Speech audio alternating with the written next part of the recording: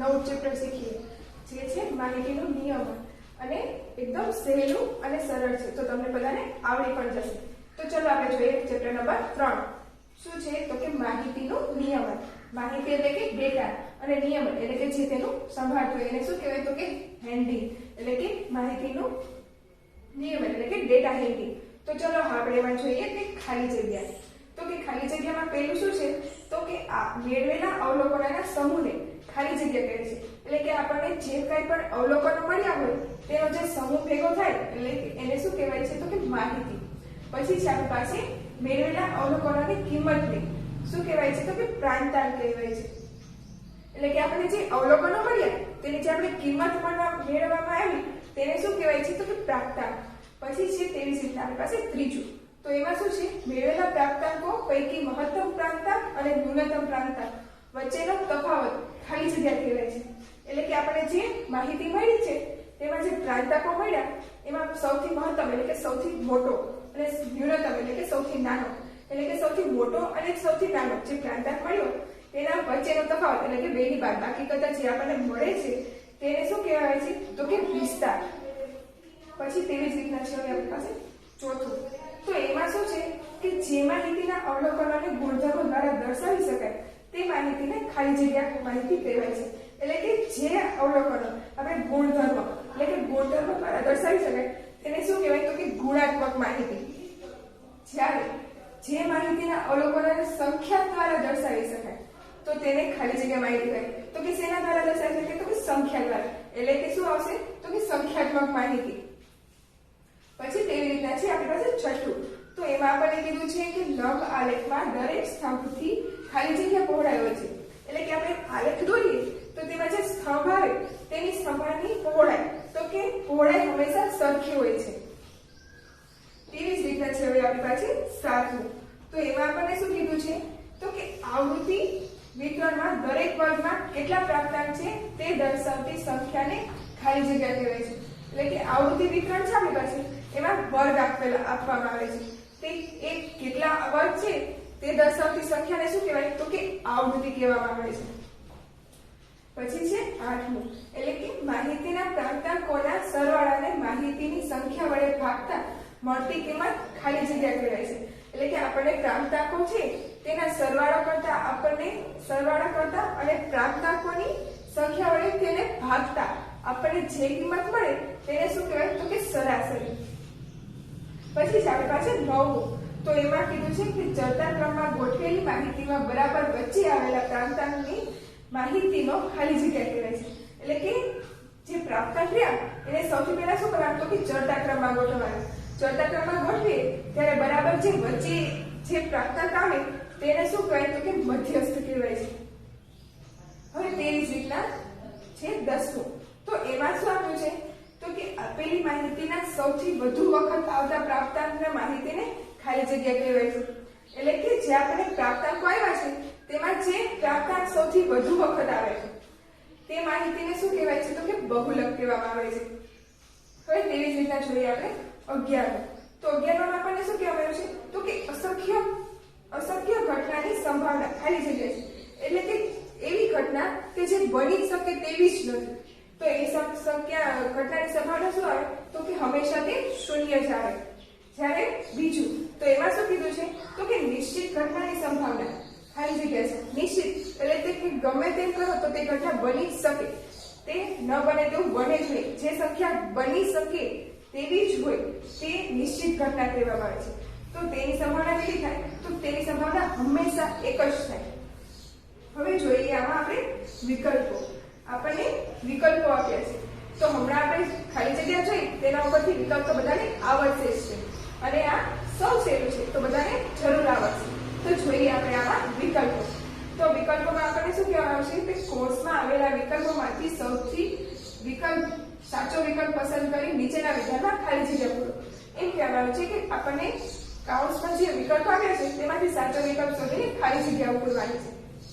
તો જોઈ લઈએ આપણે પહેલું. તો હમણાં જોયું એ પ્રમાણે માહિતીની અંકગણિતીય સરાસરીને માહિતીનો ખાલી જગ્યા કહેવાય છે. એટલે કે આપણને માહિતી આપી છે તેની સરાસરી તેનો સરવાળો કાઢીએ તો તેને આપણને શું માહિતીને શું કહેવાય છે તો કે મધ્યક કહેવાય છે. જ્યારે બીજું તો કે ઉતરતા ક્રમમાં ગોઠવાયેલા પ્રાપ્તાંકોમાં બરાબર વચ્ચે રહેલા પ્રાપ્તાંક એ માહિતીને ખાલી જગ્યા કહેવાય છે. આપણે હમણાં જોયું કે પ્રાપ્તાંકોને ચડતા અથવા ઉતરતા ક્રમમાં ગોઠવવાના, અને જે વચ્ચે બરાબર વચ્ચે જે પ્રાપ્તાંક આવે તેને શું કહેવાય તો કે મધ્યસ્થ કહેવાય છે. હવે જોઈએ આપણે ત્રીજું. તો એમાં આપણને શું કીધું છે કે આપેલ માહિતીનો ખાલી જગ્યા એક કરતાં વધારે હોઈ શકે. તો શું કીધું છે તો કે મધ્યક, મધ્યસ્થ અથવા બહુલક. તો હવે આપણે જોઈશું કે કઈ માહિતીનું આપણે જોઈએ તો કે બહુલક. બહુલક મેં હમણાં કીધું એ પ્રમાણે એક કરતાં વધુ હોઈ શકે છે. હવે જોઈએ આપણે ચોથું.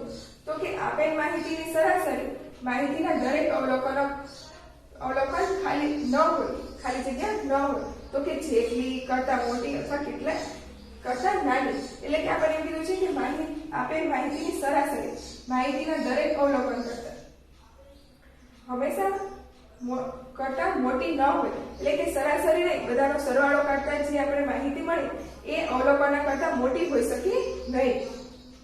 હવે જોઈએ આપણે પાંચમું.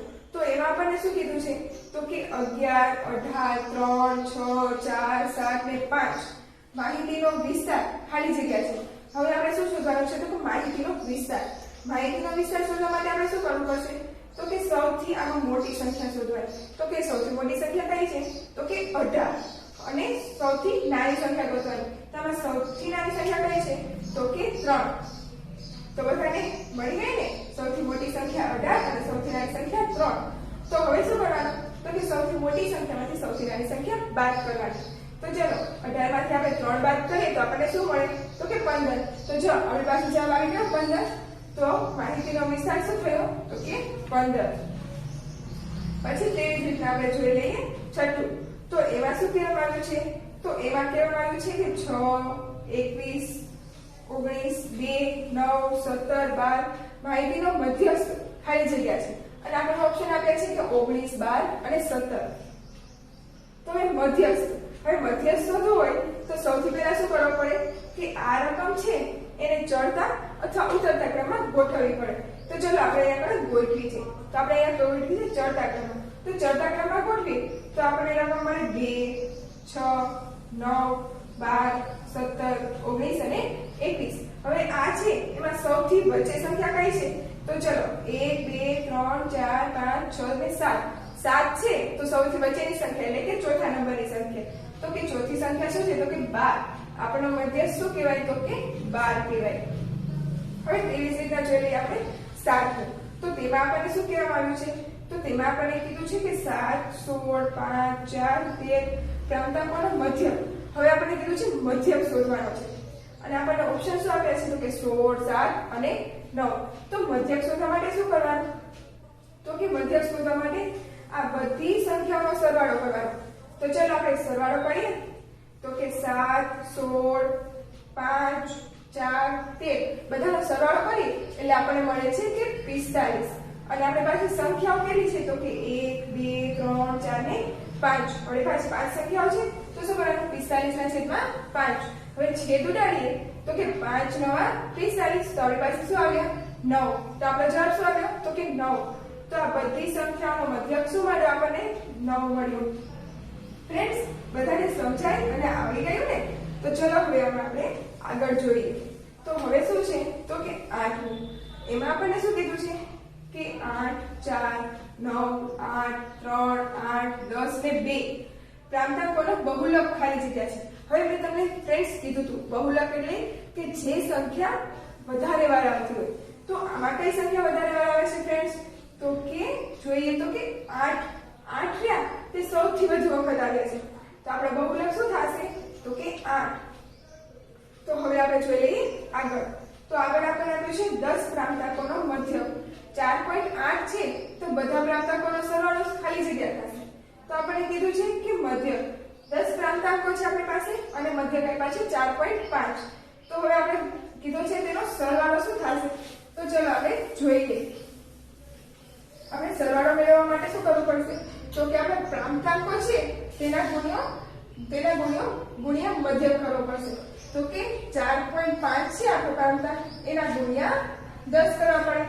તો આપણે આ કરીએ તો આપણે આવી રીતના કરવા પડશે 3.5 ગુણ્યા 10. હવે આને આપણે કરવા પડશે પોઈન્ટ કાઢવો પડે તો કે 45 ના છેદમાં 10 ગુણ્યા 10. હવે એ રીતના આપણને મળે એટલે કે 10 ઉડી જાય, આપણી પાસે બચ્યા 45. તો જો ફ્રેન્ડ્સ આપણો મધ્યક શું આવે તો કે 45.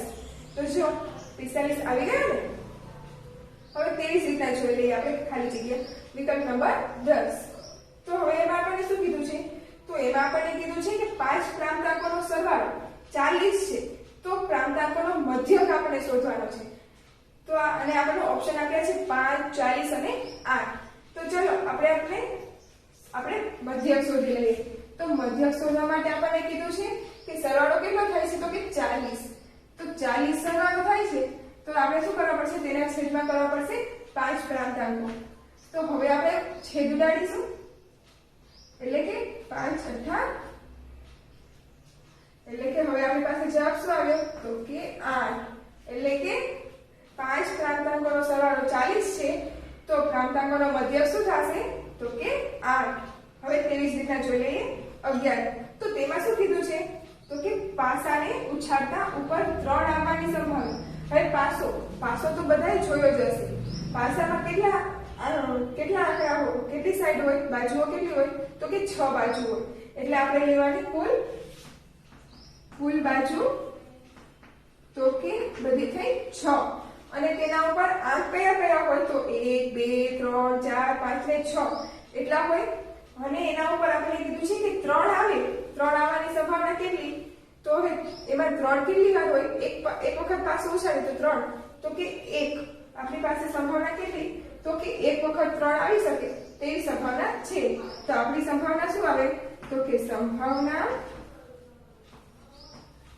બરાબર 1/6. તો આપણી પાસે શું જવાબ આવ્યો તો કે 1/6. હવે તેવી જ રીતના છે આપણે 12.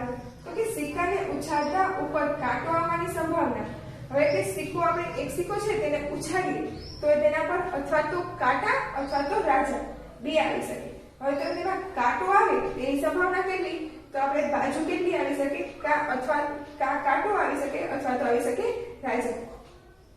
તો બે સંભાવના આવે તો આપણે કરવાની છેદમાં 2. અને 2 માંથી કાંટો આવે તેની સંભાવના કેટલી તો કે 1 છે. તો આપણો જવાબ શું આવે 1/2. જો ફ્રેન્ડ્સ આવી ગયા ને તો આ બધાને સમજાઈ ગયા ને. તો ચલો આવી જ રીતે આપણે જોઈએ આગળ